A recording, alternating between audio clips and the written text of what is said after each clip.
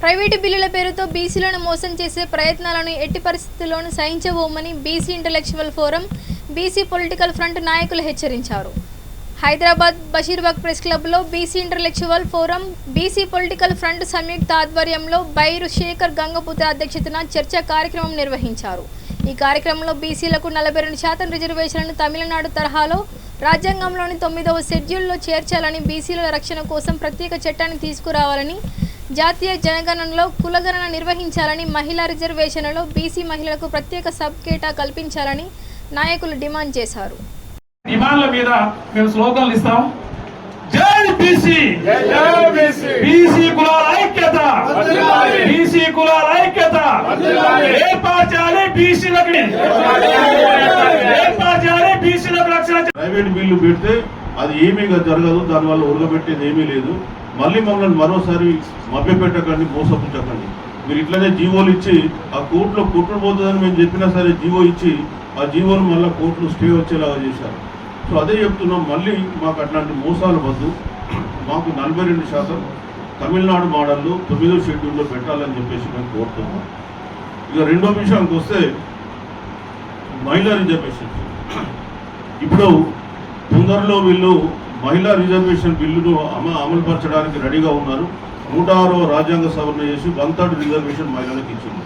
మేము చెప్పేది ఏంటంటే, ఇప్పటిదాకా మేము దొరలను మోసినాం, ఇంకా దొరసాలను మోసే ఓపిక మాకు లేదు. ఆ మహిళా రిజర్వేషన్లో మీరు ఎస్సీ ఎస్టీలకు ఎట్లా 1/3 రిజర్వేషన్ ఇచ్చిందో మాకు కూడా చట్టబద్ధంగా మగవాళ్ళకు కూడా 1/3 రిజర్వేషన్ ఇవ్వండి.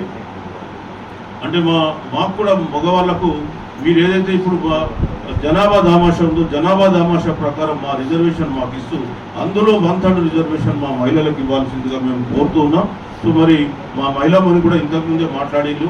దయచేసి మీరు రిజర్వేషన్లు మహిళలకు ఇంప్లిమెంట్ చేసే మొదలు మా మహిళా మనులకు కూడా కంపల్సరీగా 1/3 రిజర్వేషన్ ఇవ్వండి.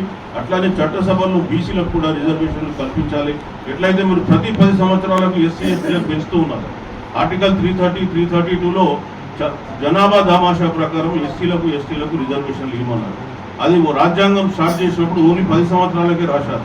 విద్యా ఉద్యోగాల్లో 10 సంవత్సరాలకు కాదు, కేవలం పార్లమెంటు అదేవిధంగా శాసనసభల్లో 10 సంవత్సరాలకు అని రాసిన దాన్ని ఎవ్రీ 10 yearsకి మీరు మారుస్తున్నారు.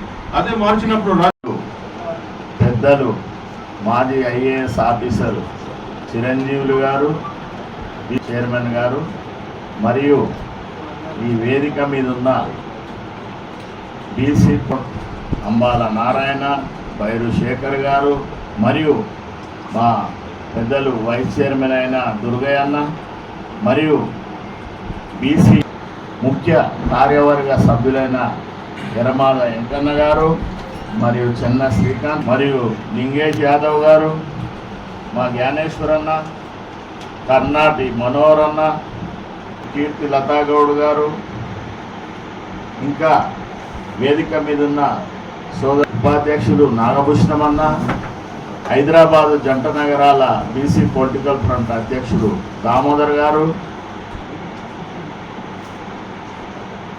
అనిల్ గారు,